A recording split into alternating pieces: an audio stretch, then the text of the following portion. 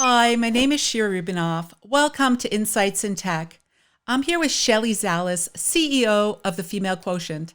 Shelley, it's such a pleasure to have you on the show and speak with you again.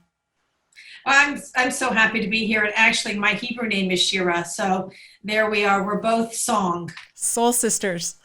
little sisters. Perfect. So, Shelley, can you please share with our audience a little bit about what you've done in the past and what you're currently doing? I know the list is so long, but let's try to condense all these fabulous things. Well, I mean, definitely my career is not a textbook like career. I have zigged and zagged pretty much for the past 35 years, which is how long I've been in the workplace. I started in market research, and if you've ever taken a survey on the internet, I am the mother of online research. So sorry, not sorry, but I was the first to create that concept. So I pioneered online research, built an entire company around market research. I had about 250 employees in 6 cities. I sold my company to Ipsos, the third largest research company in the world, that was doing 2.6 billion in revenue, over 16,000 employees, and operating in over 83 countries. So quite an evolution for me. I was the only female CEO top 25 my entire career. Once I went to Ipsos, I now was one of two women on a publicly traded, board of 25. So always experiencing that concept of being a woman, and not because of my gender, but I always brought different thinking to the table. And what I realized very quickly was my differences were truly my greatest strength. And if I was going to thrive in the workplace, I needed to break the rules that made no sense and write the new rules. So my nickname was Chief Troublemaker. Love that. And then about 6 years ago, I left Ipsos, and I started a new company called the Female Quotient. First came IQ, the intelligence quotient, then came EQ, the emotional quotient, now comes FQ, the female quotient. When you add more women to every equation, there's a return on equality. So we're about advancing women, advancing equality across race, age, religion, intersectionality, LGBT ability, and how do we really create a corporate structure where we need both the masculine and the feminine. We bring visibility to the invisible, and we rewrite the rules so that all of us can bring our best selves to the table and we can all thrive. So that's 35 years in a nutshell. That's wonderful. And thank you for all that you've brought to our industry. And so let me just jump right in, Shelley. As COVID-19 took over the whole world pretty much and just shook us up, we've had to embrace a new normal. We've seen businesses restructuring themselves, and there were quite a few layoffs, as we all know, sadly. And now businesses are now rebuilding their organizations. And we discussed the importance of diversity within an organization. And I talked about the diversity of people yields diversity of thought and mind, which in turn could lead not only to a more secure environment with an organization, but lead to more creativity and leadership from a whole different perspective. So, Shelley, you are at the forefront of advancing women and advancing equality and bringing visibility to women. Can you please share with us what drove you to be so passionate about this cause and the pushback that you've gotten along the way that you had to overcome to strengthen your mission? Wow, it's a big question. I think for me, I mean, there's always been pushback. I mean, from early in my career, my first review, and I talk a lot about this, I thought that I was the perfect employee. I came to work early, I stayed late, I asked everyone, to help. I was a great team player. So I show up with confidence to my first review, and it was a 6-page typewritten, review, which, in those days we had typewriters and really tiny font. So that's a long review. Sure. The first three lines were niceties. I'm nice, I'm kind, I'm generous, I'm thoughtful, all of that. And the rest just ripped me to shreds. And, mainly because it said I spent too much time with clients. I pushed people out of their comfort zone. I brought innovation. I expected things to happen very quickly, all of those things. And I remember at that moment thinking, well, I should probably agree with my boss because he's the boss and I really needed my job, or do what I did, which was tell him he was really wrong and that I believe that business is based on relationships. I was 25 years old and I told him one day he was going to regret that decision. And I call those heartbeat moments. A lot of people think with their head, that cognitive, that rational decision. For me, it's always following my heart, the female intuition, things that now I really understand where those words come from. And I'm still friends with that person today. And I said to him recently, I said, do you feel bad about that review that you gave me so many years ago? And he said, no. And I said, why? He said, because look at where you are today. He said, you broke all barriers. You did not just follow status quo. You created the work, the place, the workplace, the workforce, the type of job that you wanted to have for yourself, and really led the way on a whole new model. And, that was my first heartbeat moment. My second was when I was told I had this crazy idea to pioneer online research. And it was way ahead of its time. I mean, when you're market research, you need a representative population. And at the time, only wealthy old men with broadband were on the internet. And I went to my bosses, men, and I said, I have this idea. Why don't we move research from offline to online? And my bosses all told me that it wasn't the right time. It was too ahead of itself. The next week, I was on a panel with the chief research officer of Procter & Gamble. My bosses were in the front row, and I'm whispering to him. I come off the stage, and they said, what did you talk to him about? I said, I just asked him, when is the right time to come talk about online research? And he said, next week. I said, so we're going to Procter & Gamble. And my bosses said, great, Paul will go, Joe will go, John will go, Enrico will go. And let's add Star into the mix. And I said, but what about Shelley? And they said, it really is a boys' club, which it was. And I said, well, then I will cancel the meeting and you can all wait for the right time. That was my second heartbeat moment, truly following my heart. And of course I went and that is really how my whole career took off from there, pioneering online research. But my whole career, I've been told to wait, to watch. It's not the right time to conform, to, work long hours, stay, that didn't work for me. And so these were all of I lived in a boys' club and I don't like golf. I don't want to play golf. And I took golf lessons. I get it. And it's not that it's about the golf game, but the truth is I wanted to be me and be able to bring who I am to the table and transform, not conform. And so I have had all kinds of those things, those challenges, or being interrupted in meetings. Once I was, very senior level executive sitting in a meeting with all the men, and one of the men asked me to go get the coffee. And that's okay. I love helping everybody. And I remember thinking once again to myself, and my response, I will get the coffee if you take the notes. And I wasn't trained. No one told me to say that. Okay. It was just how I felt. And now, and I built my company with the uncorporate rules. I no longer wanted to be the exception. I wanted to become the new norm. And so, of course, throughout my career, that is what I have taken on. And that is how I use my voice. That is how I speak up. And that whole concept of bringing everyone together. Historically in Fortune 500, women have been so competitive with one another because there's such a scarcity of jobs at the top.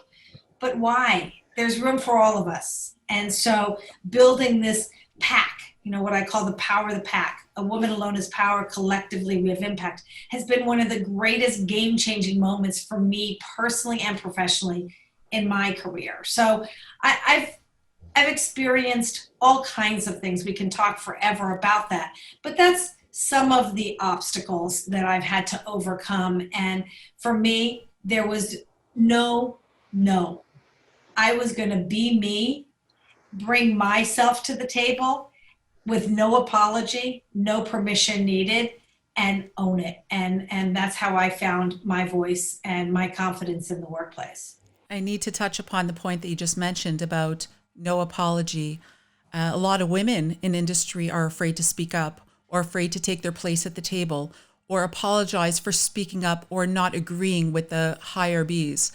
And you certainly just highlighted a number of times that you have, and I'm certainly through your career, there's hundreds of other times you've done so, and you're a wonderful role model for us all. What would you say to the woman who is afraid to speak up, who is afraid to rock the boat, who is afraid to take her place at the table, or who is afraid to be more innovative? What would you say to her as a way of breaking that glass ceiling? What advice can you give her? Well, I mean, Oscar Wilde says, be yourself because everyone else is taken. And Yes, I just so agree. If we are not bringing our true self, our authentic self, I don't think that you will succeed in the workplace. Number one, you'll be another me too. You'll be just like everybody else. And we don't need that. If you have a team full of same, then you don't need them. If you have 100 people on a team and everyone is exactly the same and everyone agrees, you can get rid of 99 of them. Exactly. Like, you will become dispensable. And so, the one thing that I can say, we have this imposter syndrome. This is what, we Yes. talk a lot about as women, that imposter syndrome, that voice in our head. If there's a job that requires you having 10 skills, if a guy can do 6 out of 10, he's like, yep, I got Yes. this. If a woman can't do 10 out of 10, we're like, oh my God, I'm not good enough. I'm not qualified. And we opt out. And same with salary, correct? With asking for what you're worth. So we're going to go to salary, Yeah. a little different than the voice in your head. Men have the same voice in their head. They just ignore it, and women let it get amplified, right?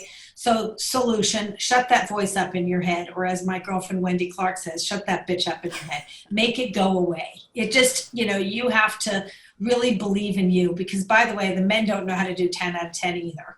So you just have to say yes, and you will figure it out, and figure it out your way. Because if you try to figure it out someone else's way, you won't be able to consistently be someone else. So that strategy won't work. So what I will say is, own who you are. We need you. And realize that your differences are your greatest strength. And when you think about hiring, if I were hiring someone, I don't want to hire for the job. I want to hire for the team. I want to make sure I have a well-rounded team that is bringing all the different strengths, the masculine and the feminine, assertive, aggressive, linear, analytic, the masculine, collaborative, compassionate, empathetic, vulnerable, resilient, the feminine. We need both. Plenty of men have the feminine, plenty of women have the masculine. And so if you truly want to rise the ranks, then be you and bring your best self and your whole self to the table. So that's my advice on that one. Negotiating and knowing your value is a whole other conversation. And that, someone said to me the other day, I want to get a salary increase because I feel like I'm not getting paid what I'm worth. So I'm going to go interview for other jobs and then come back and tell my boss that I'm leaving in less. And I said, well, I think that's terrible advice. Whoever gave you that advice, I said, if any one of my employees came to me and threatened me that way, I would not want them, and I would tell them to go take that other job. Correct. So I think that knowing your value, a lot of people also come every 3 months for a raise and, for a handout. I think that when I sold my company, and I was already a CEO and I did quite well, and I remember going to the company that I sold to, and the lawyer was negotiating with me my salary package, my compensation. And she said, so what kind of compensation are you thinking about? And I looked at her and I said, I don't know. I said, I have two choices. I can go out into the market and find out what the job is supposed to pay. Or I said, all I don't want more. I don't want less. I just want the same as what everyone at my level on the board is making. And I put the responsibility on the company, not on me, because they're not going to show me someone's salaries, and I don't want to always guess. And I also don't want to be treated differently. And so she came back to me and she said, well, congratulations, you just got a great package. And I said, okay, what happened? She goes, well, I went and looked at everyone at your level. There were some people with higher salaries, some people with higher equity, some people with higher bonus structures, and I didn't know what to do. So I just gave you the best of each of them. Excellent. And I said, thank you. And I said, by the way, if anyone gets a raise, can you please let me know? Like what? And I'm sure if I look back in my career now, I'm probably owed a lot of money. I'm sure I was paid less than the men. When you think about being the exception, they probably think, oh, she has kids, she has a family, she is not going to work as hard, all those perceptions that are not necessarily reality. Yeah. And so I think that, most importantly, know your value, know your worth, but don't just ask for a raise to ask for it. If you believe you're worthy of a promotion or a raise, put in why. Why do you want to move to the next level? Not because you're not paid the same as someone else. Exactly.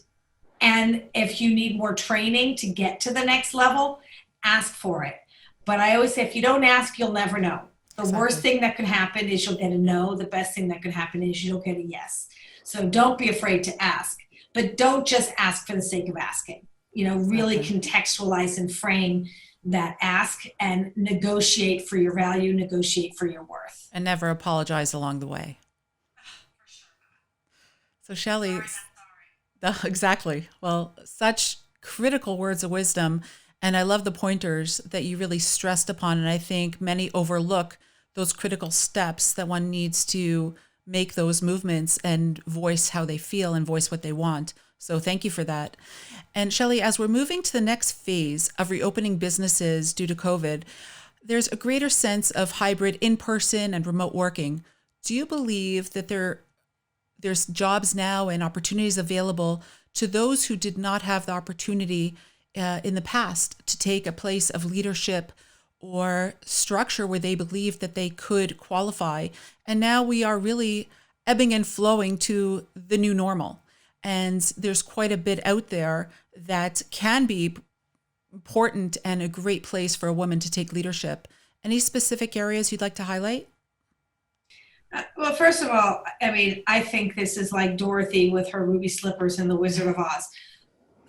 There's nothing new about flex work schedules and working from home. We always had that.